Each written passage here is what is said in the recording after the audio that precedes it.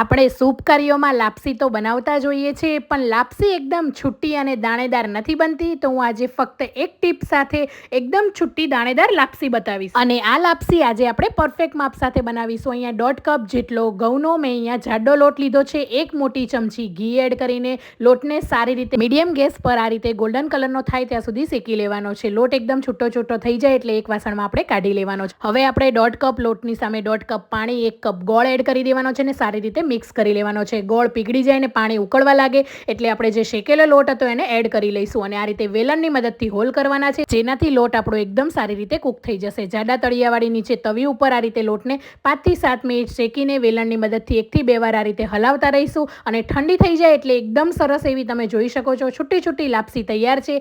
લાપસી સર્વ કરો ત્યારે ગરમા ગરમ ઘી, ડ્રાયફ્રૂટ્સ એડ કરી દેવાના છે. તો તમે પણ અત્યારે નવરાત્રીની અંદર માતાજીને આ લાપસી બનાવીને ભોગ ધરાવી શકો છો. આ ટીપ સાથે